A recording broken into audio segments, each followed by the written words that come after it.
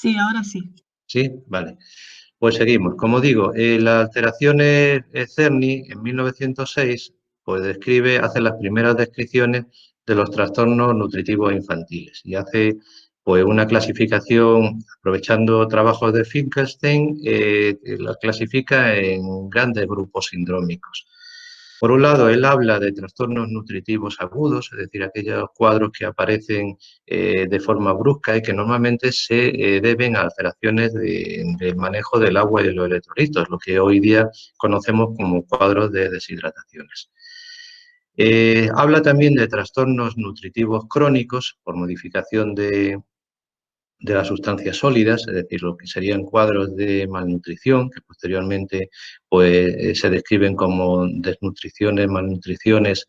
proteico-energéticas, pues, también es conocido como kwashiorkor o marasmos.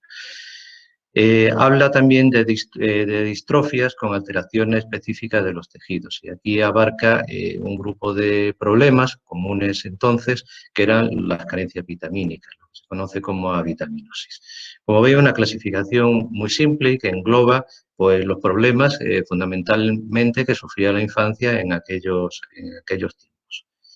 De la misma época surge una clasificación etiológica. Claro, el conocer la causa de un problema nos ayuda un poco a abordar las soluciones. Y entonces Keller lo que hace es hablar de alteraciones alimentarias, alteraciones de causas de tipo infeccioso y causas constitucionales. Las causas alimentarias, pues fundamentalmente lo que hace a través de conocer esas causas es establecer una serie de normas higiénicas que son algo tan simple que no se hacía entonces como son a la hora de administrar alimentos a los lactantes, pues simplemente hervir los alimentos para disminuir la carga bacteriana y por tanto eliminar la posibilidad de contaminación del alimento y eliminar una de las causas frecuentes de mortalidad en la época, como eran los cuadros de diarreas. Utilización de algunos suplementos alimentarios. A principios de siglo se empieza a hablar, por ejemplo, de la leche albuminosa. Son adaptaciones que intentan suplir la leche materna, la lactancia materna, cuando esta no era posible. Por aquella entonces, pues era frecuente que, bueno, que los niños fuesen amamantados, ya no tanto por sus madres, sino por otras mujeres que se prestaban a alimentar, a lactar, pues los niños bueno, pues bien de los ricos en esa época que podían permitirse este tipo de alimentación. La leche albuminosa, como os digo, no era más que una adaptación en la cual lo que se hacía era eliminar uno de los componentes peor digeridos de la leche, pero que tiene un gran valor nutritivo, como es la caseína. La caseína es una proteína contenida en la leche que, por ejemplo, la leche de vaca pues, está en una concentración muy alta. Eso hace que a veces la leche de vaca pues, pueda ser peor tolerada que, por ejemplo, la leche de otras especies de animales que tienen menos caseína. Por ejemplo, la leche de yegua o la de cabra pueden tener menos cantidad de caseína y, por tanto, pueden ser toleradas por los lactantes mejor que la leche de vaca pura. Y luego se empieza a hablar por aquella entonces, seguimos hablando de principios del siglo XX, de las leches acidificadas. La leche acidificada no es más que un proceso de adaptación en el que se le añade un ácido, que puede ser, por ejemplo, limón, ácido cítrico, a la leche y mediante la acidificación se produce la precipitación de la caseína. De esta forma se puede eliminar las proteínas que no son solubles, que se podrían eliminar mediante un proceso de filtrado, de cribado, de aquellas proteínas que sí son solubles, como son las globulinas, la albúmina, que están contenidas en la leche y que son mucho más digeribles. Esto es un proceso, como digo, de adaptación y que, por tanto, contribuía a la nutrición del lactante en esta época. En esta época se empieza a hablar también de la dietética, mediante todos estos procedimientos de adaptación de la leche de origen animal para la nutrición del humano. La fluidoterapia, como contribución en el tratamiento de los niños con graves problemas de deshidratación o trastornos hidroelectrolíticos, se empieza a utilizar por primera vez por Fanconi en el año 1929.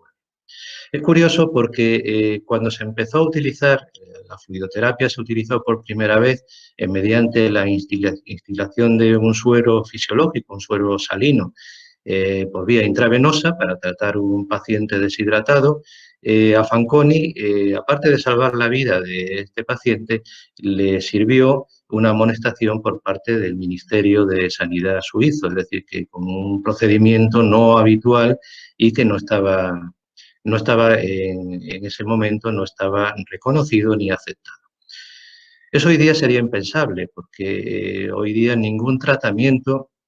se utilizaría de forma novedosa inicial si previamente no viene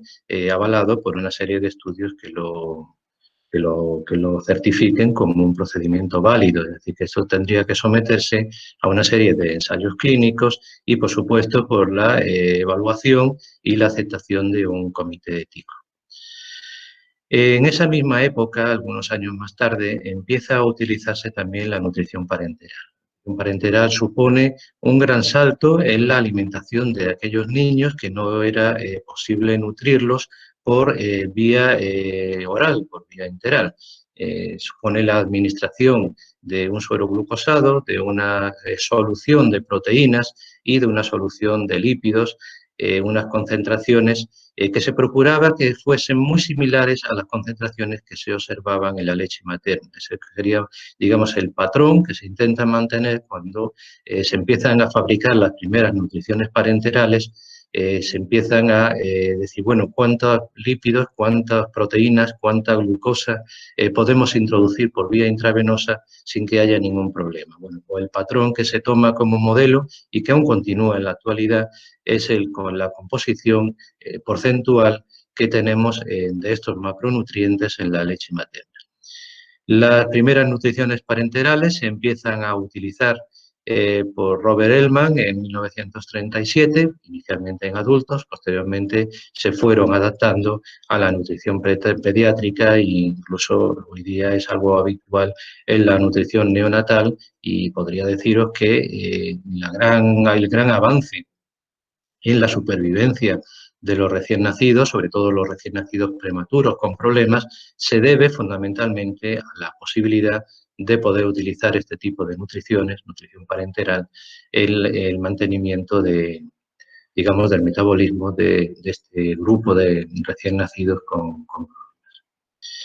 Bien, el desarrollo y el conocimiento de las causas infecciosas pues, se desarrolla fundamentalmente después de la Segunda Guerra Mundial y se debe fundamentalmente a los desarrollos que ocurren en el campo de la microbiología, fundamentalmente el desarrollo de nuevos medios de cultivo y posteriormente el descubrimiento de la penicilina, las sulfamidas y otros antibióticos que han contribuido a tratar una de las causas importantísimas, como digo, de los trastornos nutritivos infantiles, como eran las diarreas infantiles, que en esta época en su gran mayoría eran de causa infecciosa.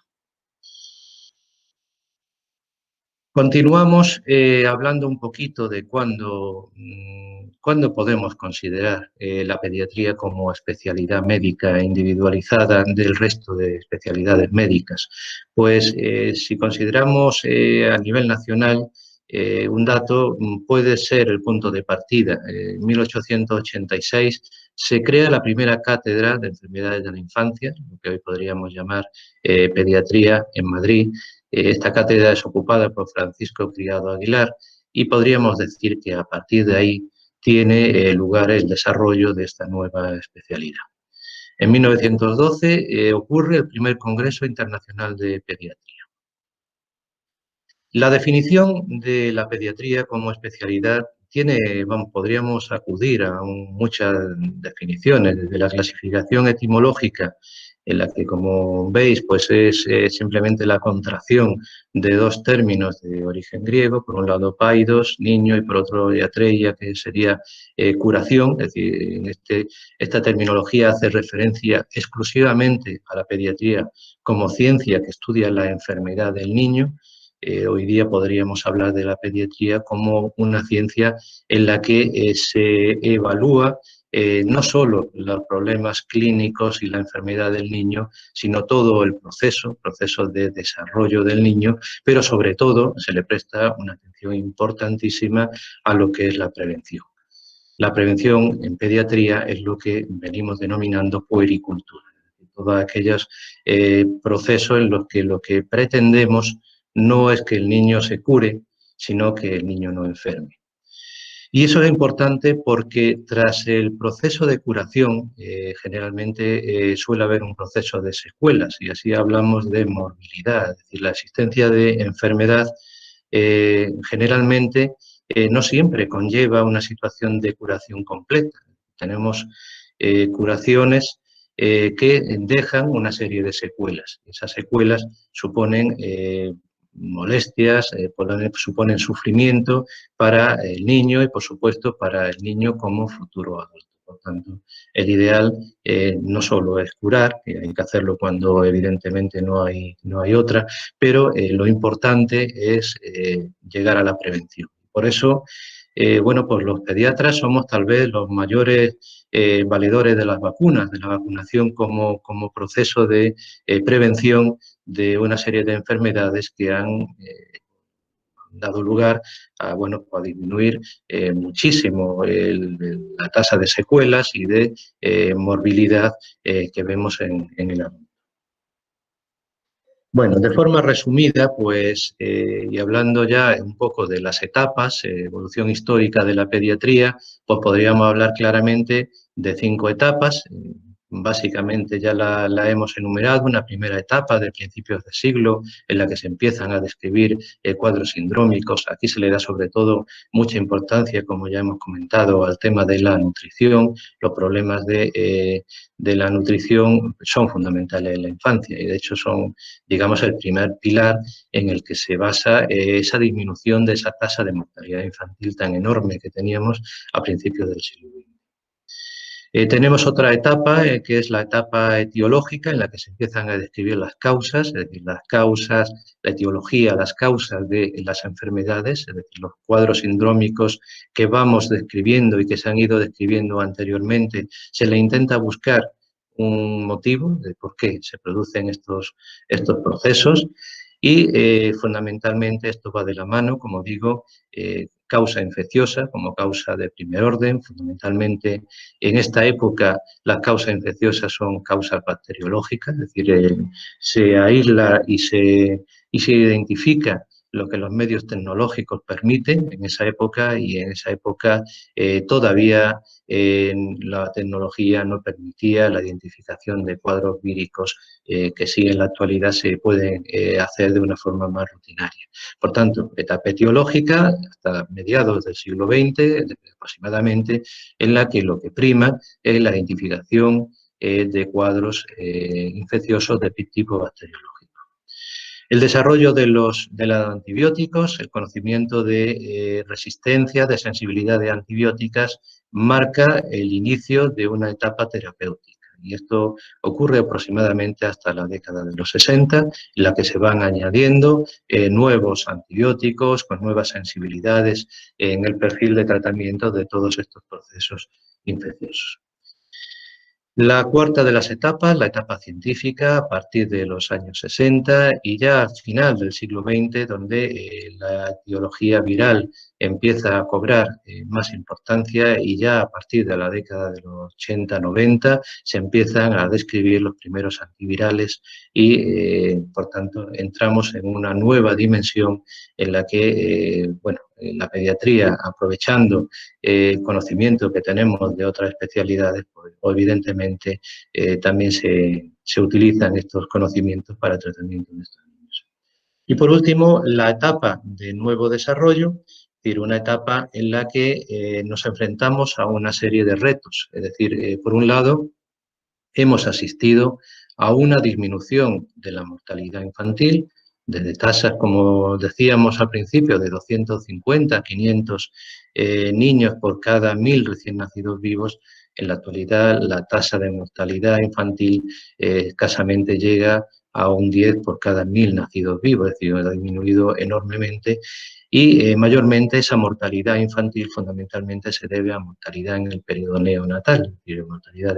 del que ocurre en el recién nacido los primeros 28 días de vida. Bien, por otro lado, esa disminución de la mortalidad ha dado lugar a un aumento de la supervivencia, pero supervivencia de niños que antes fallecían y son niños recién nacidos que van a sobrevivir a costa, en muchos casos, de un aumento de morbilidad. Es decir, que lo que asistimos en la actualidad es un aumento de niños con secuelas, es decir, niños que han sobrevivido, que sobreviven, recién nacidos prematuros, que antes fallecían y que en la actualidad, gracias a los adelantos técnicos, podemos atenderlos y, por tanto, podemos asegurar su supervivencia, pero a costa de, bueno, pues de una serie de secuelas que tendremos que aprender y tendremos que aprender a tratar y a ir sobrellevando. Por otro lado, en las últimas décadas lo que ha ocurrido también, y esto estamos siempre condicionados por situaciones económicas, lo que ha ocurrido es una disminución de la natalidad. La disminución del número de recién nacidos va de la mano de una disminución de la mortalidad infantil.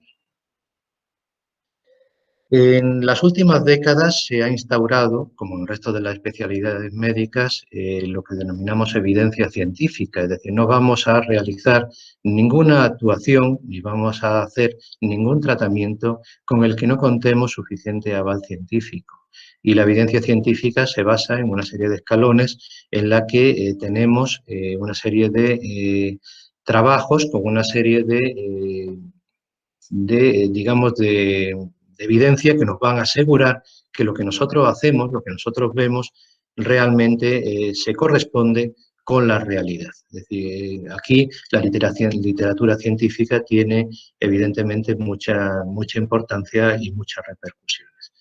Antaño, la evidencia científica se sustituía por la evidencia de los expertos, es decir, la opinión del experto, aquella persona que era, bueno, porque tenía más experiencia,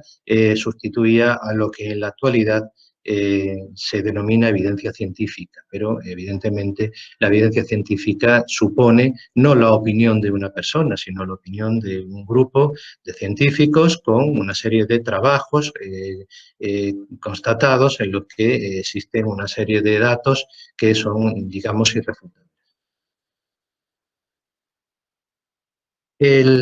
La etapa de nuevo desarrollo pues, debe de tener en cuenta también una serie de aspectos, es decir, no podemos evadirnos de la problemática económica, de los problemas sociales, es decir, al fin y al cabo, de los problemas en los que el niño está inserto. Esos problemas económicos y sociales, evidentemente, van a repercutir en el desarrollo del niño y, por tanto, tienen interés también para el pediatra.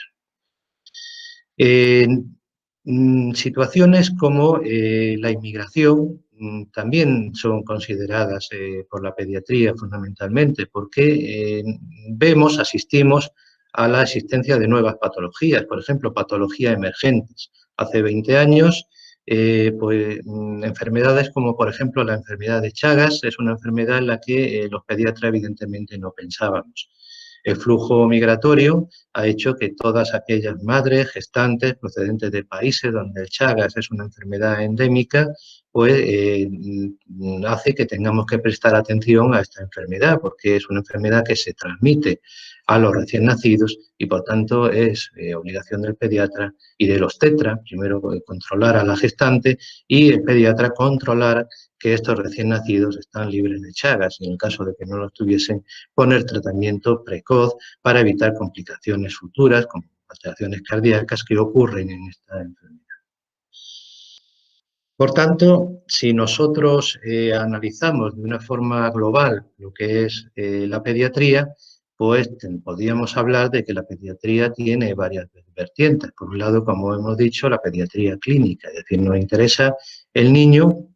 pero el niño enfermo. Es una visión muy sesgada de la pediatría. Al pediatra le interesa también el niño sano. Le interesa el niño sano por cuanto es un organismo que está en crecimiento y la visión del pediatra es evaluar ese crecimiento y ver que el crecimiento y el desarrollo, no solo el desarrollo somático, sino también el desarrollo intelectual, se efectúa de forma correcta. Pero por otro lado tenemos que pensar que el niño no es un ente aislado, no interesa solo la individualidad del niño sano o el niño enfermo. Tenemos que saber que el niño está inserto en una familia y esa familia está inserta en un barrio y ese barrio está inserto en grupos mayores que al final repercuten en la salud del niño. Por tanto, esta visión de la pediatría es lo que dio lugar a la pediatría social. Es decir, el niño estudiado y evaluado no como individualidad, sino en el contexto de una colectividad. Y esto es importante porque aspectos sociales, por ejemplo, los niños institucionalizados, problemas familiares, abortos, separaciones, divorcios, todos estos factores que pueden influir en el estado familiar, incluso en la salud anímica de la familia, problemas económicos en la familia, todo esto repercute, al fin y al cabo, en la salud y en la enfermedad del niño. Por tanto, la pediatría social es otro vertiente de la pediatría que tampoco vamos a olvidar.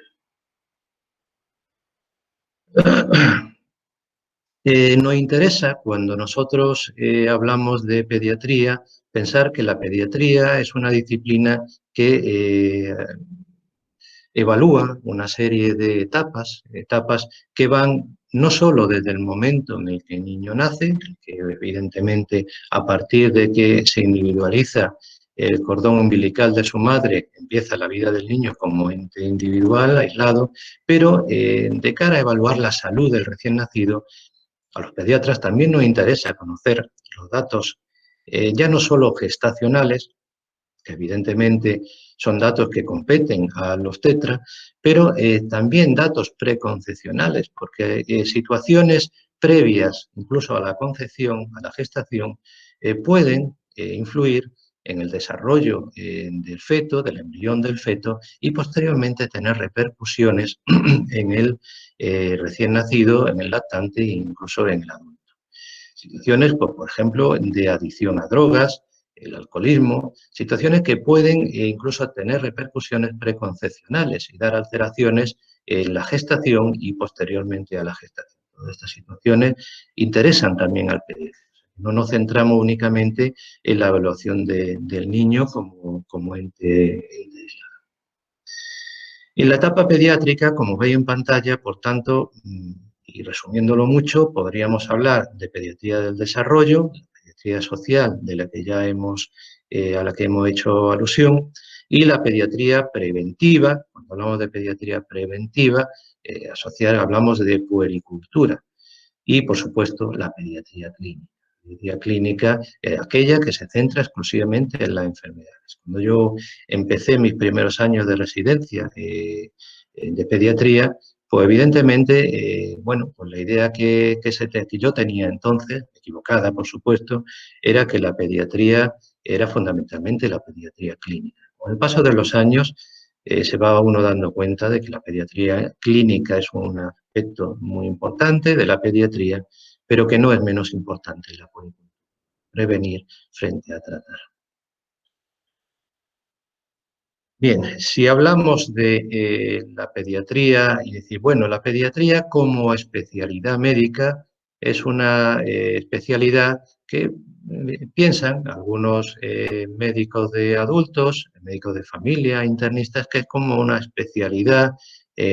pequeña en la que atiende, bueno, pues pacientes que son pequeños, medicina interna de niños. Pues quien piense eso, yo le diría que está rotundamente equivocado, porque la pediatría atiende y esto si lo vemos solo desde el punto de vista clínico-asistencial, ya no nos vamos a meter en temas de pediatría social o en temas de puericultura, la pediatría tiene peculiaridades que no tiene ninguna otra especialidad médica. En primer lugar, porque hay patologías que son propias de la infancia y patologías que vemos en edad pediátrica y no las vemos en ninguna otra edad. Eh, la semiología, es decir, la forma de evaluar los síntomas, los signos que utiliza el pediatra son distintos a los que podemos encontrar en otras especialidades. El niño, sobre todo el niño pequeño, el lactante, el recién nacido, no nos dice dónde tiene molestias, dónde le duele, dónde tiene algún tipo de sintomatología.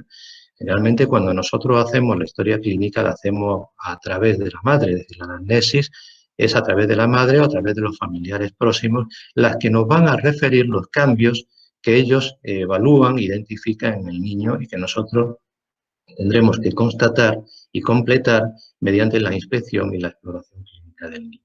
Por tanto, la semiología que tiene esta disciplina, la pediatría, es completamente distinta a la que vamos a encontrar en otras áreas. Y luego, pues tenemos una peculiaridad y es que, bueno, cuando el pediatra dice de tratar, generalmente lleva la calculadora en la mano y es que la forma de dosificar, de evaluar los tratamientos, son tratamientos que generalmente van dirigidos, sobre todo en el niño más pequeño, por kilogramos de peso. Es decir, que nosotros tenemos que dosificar de forma segura, pues aceptando que nuestra dosificación por kilogramo de peso no utilizando, bueno, ya en niños más grandes podemos utilizar dosis máximas que en la mayoría de los casos se van a aproximar a la dosificación que pueda utilizar un médico. En fin, estas son peculiaridades que hacen que la pediatría sea una especialidad distinta. En cuanto a la pediatría y la preventiva o puericultura, pues ya hemos hecho algunas consideraciones. Es importante que recordéis, puericultura no pretendemos curar al niño, lo que pretendemos fundamentalmente es evitar que enferme, es decir,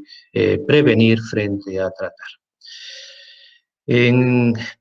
prevenir las enfermedades, pues fundamentalmente tendríamos que considerar tres pilares. Por un lado, las medidas higiénicas, ya he comentado, es decir, algo tan simple como hervir el agua, hervir los alimentos antes de administrárselos al niño fue uno de los puntos clave en la disminución de la mortalidad a principios del siglo XX. Por tanto, medidas higiénicas, potabilización de aguas, todo esto ha contribuido enormemente a la disminución de la mortalidad infantil. Los conocimientos sobre nutrición, es decir, cómo realizar una nutrición adecuada, saber qué aportes proteicos, de hidratos y de lípidos y de vitaminas se necesitan en cada etapa de desarrollo pediátrico, fundamentalmente en el periodo recién nacido, ha motivado también una mejora en la supervivencia de este grupo de recién nacidos y, por supuesto, en las vacunaciones. El calendario de vacunación sistemática, instaurado ya prácticamente en todos los países desarrollados, ha contribuido a disminuir muchísimo la mortalidad y, en lo que también es muy importante, a disminuir la morbilidad, las secuelas de muchas de estas enfermedades en la vida adulta. Por ejemplo, la vacunación frente a la polio ha significado la disminución de muchísimas minusvalías por esta enfermedad, es decir, por ausencia de anticuerpos frente al virus de la polio. En cuanto a la prevención y la promoción de la salud, pues bueno, el pediatra tiene también muchas funciones y fundamentalmente contribuir en estudios que van a significar el desarrollo, la mejora de la asistencia. Importante, por ejemplo, los programas de cribado, que es lo que vamos a destacar de la diapositiva que tenéis en pantalla. Es decir, los programas de cribado, pues, por ejemplo, que es la prueba del talón, la prueba que se empezó a realizar prácticamente en el tercio del siglo XX que inicialmente iba dirigida para detectar hipotiroidismo, fenilcetonuria, y que ya, bueno, pues se ha extendido a muchas acidemias orgánicas, problemas, se sigue haciendo hipotiroidismo, fenilcetonuria, y que, bueno, pues motiva la detección precoz de toda esta enfermedad y que puedan ser tratadas en tiempo y forma para evitar secuelas o un aumento de la mortalidad. También contribuir en el trabajo de investigación, en los registros comunitarios que nos van a dar información sobre muchas enfermedades y sobre qué medidas se deben instaurar para mejorar la situación sanitaria. Participar en el programa de prevención de accidentes también sería una de las actuaciones lógicas del pediatra como ente sanitario comunitario, investigar en el campo de los factores de riesgo para detección también de estos factores de riesgo e intentar minimizarlos, intervenir en programas de higiene del medio, en ecología ambiental y social, en fin, son de las múltiples actuaciones que el pediatra realiza de forma rutinaria. De las campañas de prevención, pues fundamentalmente, pues enumerar la promoción de la lactancia materna, una situación en la que se ha conseguido pasar de una situación en la que la lactancia materna hace varias décadas era una situación prácticamente minoritaria a una situación en la que prácticamente en la actualidad, en el primer trimestre, pues cerca del 80% de las madres lactantes están dando pecho a sus hijos. Las consecuencias de esta situación, pues fundamentalmente disminuir morbilidades en el adulto, pues se sabe que la lactancia materna se asocia con una disminución de la obesidad, de diabetes en el adulto y de síndrome metabólico. Por tanto, los beneficios no son solo beneficios para el recién nacido, sino son beneficios que se dejan notar más allá del periodo pediátrico también en el participación en los programas de detección de maltrato infantil, es decir, que el pediatra tiene la obligación de evaluar y de sospechar aquellas situaciones en las que pueda haber situaciones de maltrato y mediante la comunicación, que no es la denuncia, es decir, el pediatra no denuncia, el pediatra comunica la posibilidad de riesgo a los servicios sociales para que evalúen esa posibilidad y si se confirma que realmente hay maltrato, se tomen las medidas adecuadas para proteger al menor. Eso entra dentro de las competencias del pediatra como, digamos, elementos de promoción de la salud, de prevención, es decir, que estaríamos hablando de la faceta de puricultura que realizaría el pediatra. En cuanto a la pediatría social, pues bueno, quiero daros un nombre, Natalie Meis, que son, digamos, una de las pioneras de la pediatría social en Europa, ¿vale? Esta autora lo que fundamentalmente ha contribuido es al desarrollo de esta vertiente de la pediatría como especialidad, la pediatría social. Y como digo, y para recordaros un poco, no nos centramos en la pediatría clínica, fundamentalmente nos centramos en evaluar si las situaciones del entorno del niño son adecuadas, es decir, cómo es su familia, qué condiciones tiene, qué aspectos de las sociales son mejorables para mejorar el desarrollo y la situación sanitaria del niño y evaluar el medio ambiente. Estos son, digamos, los tres pilares en los que centraría su actuación la pediatría social. Bien, en cuanto la pediatría social también evalúa problemas nutricionales. Aquí, digamos, se daría la mano con la pediatría clínica, es decir, la policultura. Estaríamos hablando de evaluar la nutrición en cuanto pueden producirse déficits, que muchas veces son déficits cualitativos, las situaciones en las que, por ejemplo, hay un déficit de nutrientes, déficit de baja ingesta proteica, que en algunos casos podría dar lugar a un cuadro de malnutrición proteica, déficits vitamínicos, que puede originar también trastornos en el desarrollo, cuadros de malnutrición en general o déficits cuantitativos de determinados nutrientes, macronutrientes. Las condiciones higiénicas, esto también es evaluado como una competencia de la pediatría social, la higiene bucal, es decir, determinar el número de caries. De hecho, bueno, cuando se acogían los niños de campamentos de niños saharauis, una de las evaluaciones que se le hacía a estos niños, además de hacer una evaluación general del estado de salud, era hacer una evaluación del estado de bucal, es decir, ver el número de caries, el número de dientes faltantes. Esto nos indica bastante la situación higiénica del entorno, es decir, el hacer un reconocimiento bucal nos permite saber qué higiénico-social está inmerso este niño. Por tanto, es la antesala de otros muchos problemas que pueden detectar.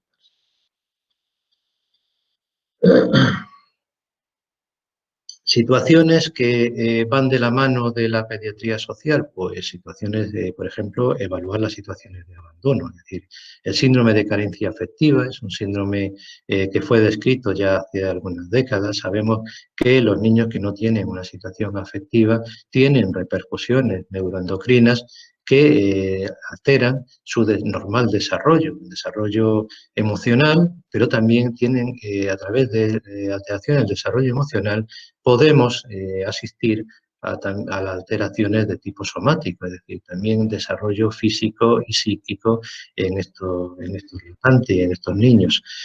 La situación familiar, es decir, la situación de familias monoparentales, es otra situación nueva en las últimas décadas, pues también debe de ser evaluada y debe de, bueno, pues de prestarse atención por si fuese foco de algún tipo de alteración en el normal desarrollo del niño. Las situaciones de familiares de drogodependencia de alguno de los miembros parentales también debería de evaluarse. En caso de drogodependencia durante la gestación, se debe de prestar especial atención a la situación de cuadro de síndrome de abstinencia en el recién nacido, que a veces ocurre y que a todos los efectos y efectos legales, esta situación de síndrome de abstinencia, cuando tenemos una madre drogodependiente activa durante la gestación, pues el desarrollo de esta situación de síndrome de abstinencia, por cuanto conlleva en el recién nacido una situación de sufrimiento infligido por su madre, es una situación que a efectos legales, como digo, puede considerarse como una situación de maltrato. Y por tanto, debe de comunicarse a los servicios sociales para su evaluación. En cuanto a la evaluación de colectivos con problemas, pues digamos que la función del pediatra en este aspecto, por un lado, es la de evaluar el déficit que son déficits motores, como ocurre en la mayoría de los cuadros de parálisis cerebral, que generalmente pueden acompañar también déficits sensoriales, alteraciones de los trastornos de la conducta. Esta evaluación supone a veces problemas de mala adaptación escolar, por tanto, esto debe ser evaluado por un equipo multidisciplinar en el que el pediatra, junto con psicólogos, debe de evaluar esta situación e intentar buscar las soluciones más adecuadas. El objetivo, como veis en la imagen, fundamentalmente es el de garantizar la igualdad de todos los. Otras problemáticas a las que asistimos, pues fundamentalmente problemas de comunidades. En niños con patologías crónicas es frecuente que ingresen numerosas veces en el hospital. Se genera una dependencia de la asistencia hospitalaria, que es lo que conocemos como hospitalismo. La medicina escolar es otra de las disciplinas en las que el pediatra está implicado. Hasta no hace mucho era frecuente en la asistencia a los colegios para evaluar a los escolares y hacer una serie de evaluaciones de crecimiento, evaluaciones de visión, bueno, pues de cara a prevenir problemas mayores, problemas de tipo ortopédico, escoliosis, que pudiesen pasar desapercibidos, sobre todo en aquellos niños que no acuden de forma habitual a los controles, a las revisiones de niños sanos que tienen lugar en los centros de salud. Y, bueno, por último, la pediatría del desarrollo. Es decir, recordar que la pediatría es una especialidad que va, en sentido estricto, desde el desarrollo del embrión. El periodo embrionario es aquel periodo que va desde la cuarta a la octava semana después de la concepción, es decir, en ese periodo se empiezan a formar los primeros órganos, en el periodo de organogénesis, es decir, la morfología de los órganos se forma en estas primeras 8 semanas de gestación, y a lo largo de todo el periodo fetal, el periodo neonatal, la lactancia, el periodo escolar, hasta llegar a la adolescencia, tienen una serie se ocurren una serie de cambios, cambios con alteraciones hormonales, que son competencia de evaluación por parte del pediatra. Interesa de cara a tener una concepción evolutiva de cómo va evolucionando la pediatría, pues conocer una serie de condicionantes, como son las etapas. Es decir, hablamos de periodo preconcepcional, anterior a la concepción, periodo prenatal, anterior al nacimiento, es decir, lo que ocurre durante todo el periodo embrionario, y periodo fetal. Hablamos de periodo perinatal, es decir, aquel periodo que va en el momento de la gestación, en la que nosotros consideraríamos que ese feto puede ser viable si se produjese un parto prematuro, lo cual se considera de modo genérico alrededor de las 28 semanas de edad de gestación, hasta el periodo neonatal. El periodo neonatal, que es el periodo que ocurre en los 28 días, es decir, las 4 semanas siguientes al nacimiento. El periodo neonatal, en sentido estricto, y esto sobre todo cuando nos referimos a un recién nacido prematuro, se refiere al periodo que va hasta las 46 semanas de edad postconcepcional, teniendo en cuenta que el término de la gestación, lo que sería un recién nacido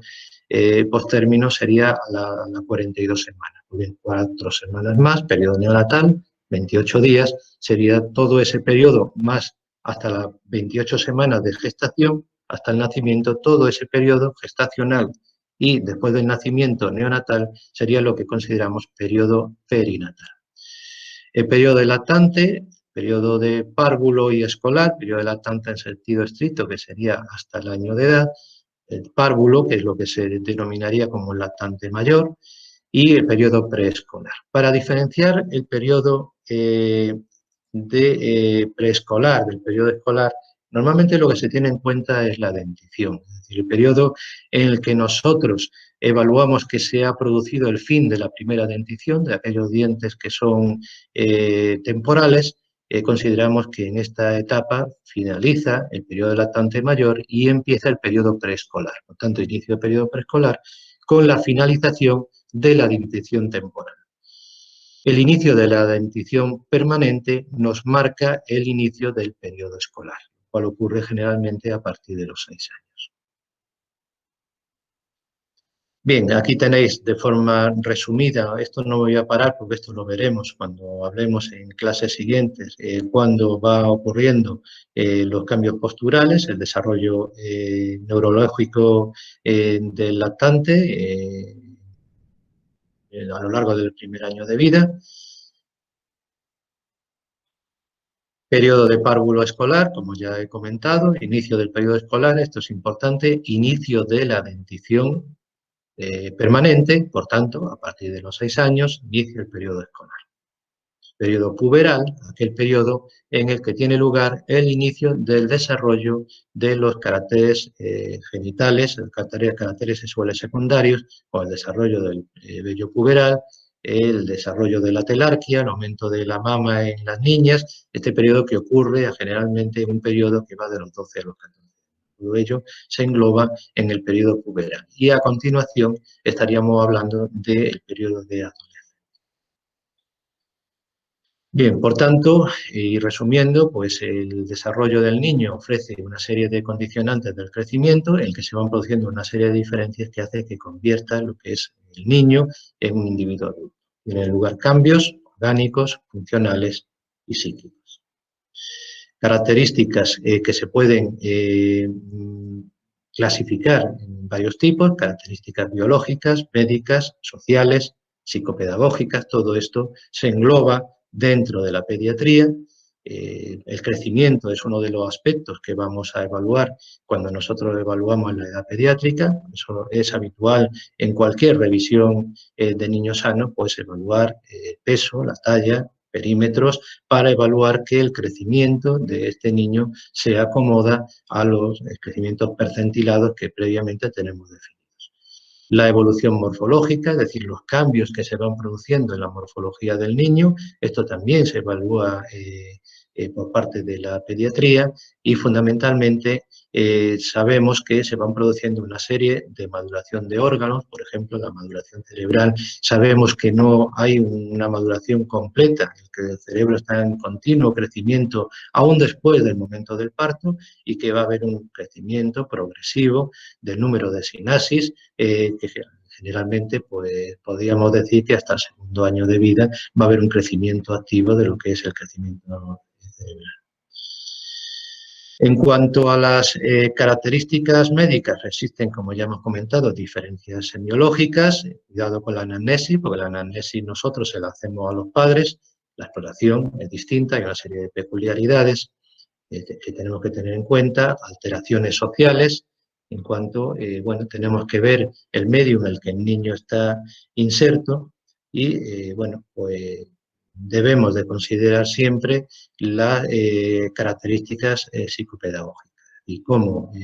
se relaciona el niño en la escuela, cómo va haciendo sus adquisiciones cognitivas, cuándo realiza el control de esfínteres, el desarrollo de los diferentes tipos de juego. Esto también